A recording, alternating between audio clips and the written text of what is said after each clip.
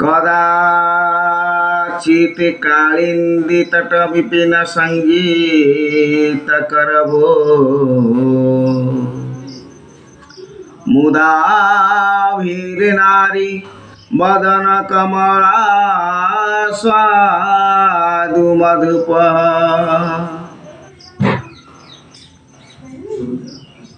ब्रह्मा सुरपति गणेश अर्चित पद करबो जगन्नाथ स्वामी नयन पथगामी भव तुम्हें जगन्नाथ स्वामी नयन पथगामी भवतु मैं भवतु अर्थ हुअन्तु मैं हेला मोर तेणु महाप्रभु श्री जगन्नाथ आम समस्तंकर तांकर प्रिय परिजन समस्त साधु संत भक्त ज्ञानी गुणी दास समस्तंकर नयन पथगामी हुअन्तु अर्थात पथ निर्देशक हुअन्तु प्रभु जार पथ निर्देशक हेबे तार बा कौन चिंता करिवार अछि प्रभु जार पथ निर्देशक हेबे ता पाखरे विवेक रुहंती तेणु सी कदापि भूल रास्ता रे जाए नहीं तेणु आज से ही कल्पद्रुम भक्त मानकर मुनिजन मानस हंस प्रभु श्री जगन्नाथ को मोर एतिक निवेदन प्रभु आम समस्तंकर नयन पथगामी हुअन्तु वर्तमान आलोचना करिबा विगत एपिसोड रे हमर जो कोहा हिची जे जमपुर को किए जाई परिबो एवं किपरि भाबरे जाई परिबो से तो किछि हमर काम नहीं माने किछि कार्य नहीं काम कहले कामना इत्यादि नुह यदि हमर किछि कार्य नहीं तो आम जमपुर को जाई परिबा नहीं एवं जीवंत लोकन को जमपुर द्वार उन्मुक्त मध्य करा जाई परिबो नहीं जमती आमर नचिकेता 3 दिन उपवास रही बाध्य होई जमराज तांकु धर्मराज जमराज तांकु दर्शन दबार से तांकु दर्शन कले किंतु तांको पई द्वार उन्मुक्त होई नथिला तेणु जो जहार काल न पुरिछि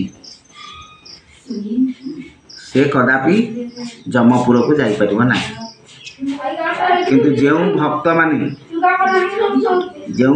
माने काल को अतिक्रम करते कौन से जंत्र जे काल को मध्य अतिक्रम करहब अतीत वर्तमान भविष्य तार बहु ऊर्ध्व द्वंद्वातीतं त्रिकाल रहितं भगवान होती कौन द्वंद्वर अतीत द्वंद्व कहले दुई अतीत एक ही पारंती शून्य ही पारंती त्रिकाल रहितं 3 कालर ऊर्ध्व 3 गुणर ऊर्ध्व भगवान तेणु से अवस्था को जी जीव से निश्चित भाव में जमपुर को जाई परिबो ताहा एक यौगिक क्रिया बा जहाँ गुरु द्वारा संपन्न होइथिबा संशोधन होइथिबा जने भक्त केवल जाई परिबो आमर उत्कल भुवन में जन्म लाभ करथिबा मुकुता जो लालचंद्र राजा तांको स्त्री होउछंती मुकुता देई टीका गोविंद चंद्र रे आमर जशवंत दास महापुरुष लिखिछंती तो से जाइकी से विवाह करथिले बंग एया होउची कथा किंतु तांकर संतान न हेबारु लालचंद्र राजांकर अनेक राणी थिले मध्य से मुकुता देवी को कौन कले गोटे लिंब वन रे बास करे लिंब वन रे लिंब वृक्षर कौन महात्म्य रही ना से सबु मन को आमर जिते सबू नेगेटिव एनर्जी अच्छी ताकू दूरे मन को सब उत्फुल्लित करें वैराग्य आड़ को टाणी नहीं थाए लिंब वृक्षर जो पवन बाजिले शरीर में एक दिव्य ऊर्जा सृष्टि हुए। तेणु सी गुरु किए जे से जमपुर को जाते घटनाटी आम सविशेष आपण मैंने समस्ते प्राय जानी। किंतु मुकुता दे स्नान करुवा समय खबर मिलला जे स्वामी को जम नहीं जम नहीं सी से कौन कले स्वदेह जमपुर को गले केमती गले कौ तंत्र गले स्वदेह केमती जमपुर को गले स्नान करके भगवान प्रणाम करते से केमती गले पुणी लिखाई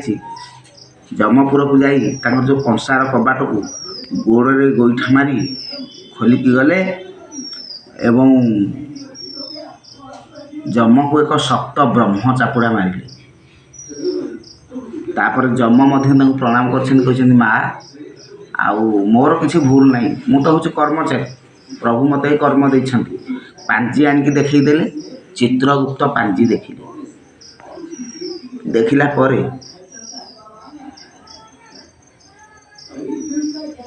सी जापारे से कहले जदि गोटे सेकेंड आउ तुम स्वामीर थी आयुष ताल मुझे सहाय करी जदि नथिबो कोठु आनी तापर देखला बेलू से स्वामी देखू देखू कहले जी तो जाइए जी अच्छी आम तार जत्न नवा तेणु देखला बेलू पुअर आयुष बहुत कम से 16 वर्ष हो पारे 21 वर्ष हो पारे 22 वर्ष हो पारे कहीं 16 वर्ष को आ 22 वर्ष को आमर एस्ट्रोलोजर माने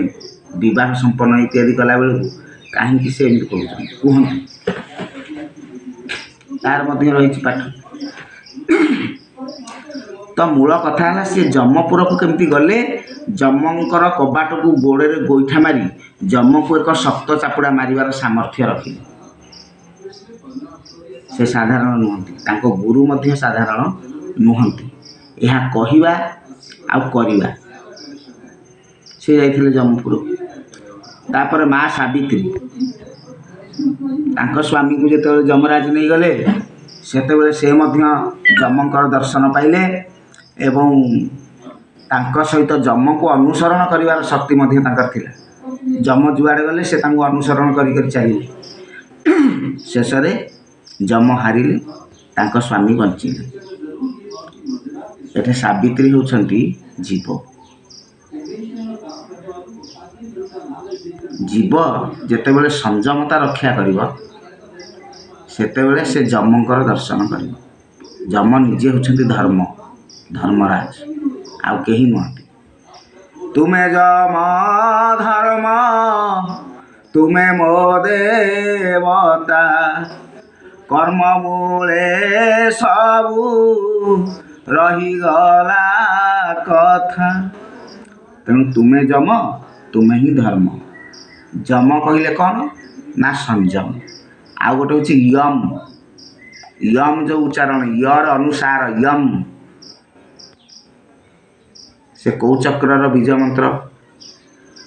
से चक्र रे तांको धारण करने को पड़ो। एवं यम र अर्थ हूँ कौन सृष्टि करवा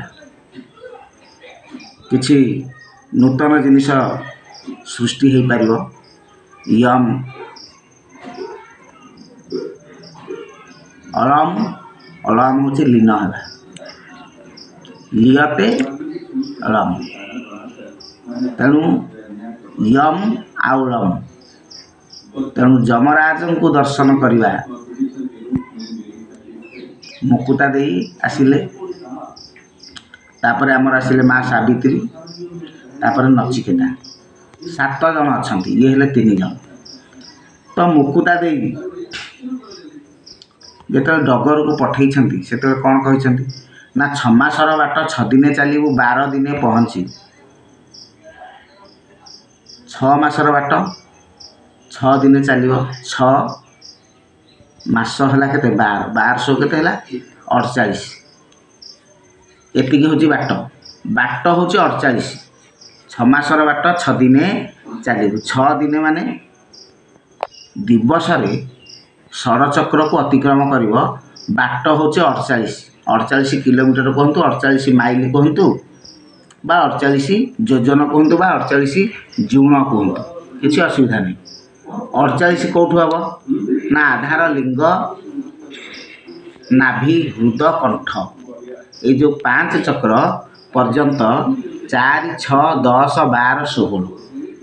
ये मिसिले हम 48। तेणु कंठ चक्र पर्यंत आधार मूलाधार ठारू बा स्वाधिष्ठान ठारू कंठ चक्र पर्यंत जे वायु को उठे पारे सी 48 की गमन कर 48 को अतिक्रम कले प्रभु को दर्शन कर किसी असुविधा नहीं। तेणु टीका गोविंद चंद्र जो रचना कर महापुरुष जशवंत दास ता हूँ अत्यंत ज्ञानगर्भक। केवल जो बाह्य आवरण जो रही आमर उपाख्यान जो बाह्य आवरण रही ताहा केवल सेतिक सीमित नुहे। तेणु आम बुझा पड़ो। तेणु 6 मासर बाट 6 दिन चले पुनश्च 6 मास कौन ना 6 मास हूँ सूर्यायन 6 मास हूँ चंद्रायन। तेणु जदि चंद्रायन समय अच्छी जड़े मृत्यु को केमती अतिक्रम कर ना जदि जड़े चंद्रायन रही सूर्यायन को आने को पड़ो 6 मासर बाट माने चंद्रायन सूर्यायन को आने सबु परे भी यह हूँ गुरु कृपा। बिना गुरु कृपा कहीं पाइपारि ना। जदि बा ज्ञान जड़े आहरण करिया ज्ञान आहरण करवा आउ जड़े अनुभवी हवा ये कथा बहुत पार्थक्य रही। तेणु अनुभव गाइबा बाइबा कहवा जेतेक अनुभव कर सार अनुभव बिना जेते कहब जानिब सबु असार। गाइबा बाइबा कहवा जेतेक समर्थ बेले कारण गाइबा बाइबा कहवा जेतेक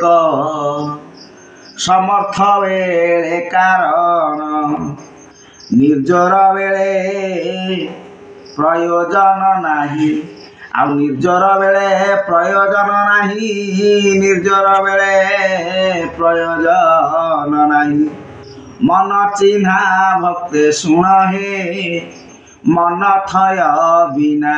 जेते जप तप करु सिना रे मन थय बिना। जय जगन्नाथ।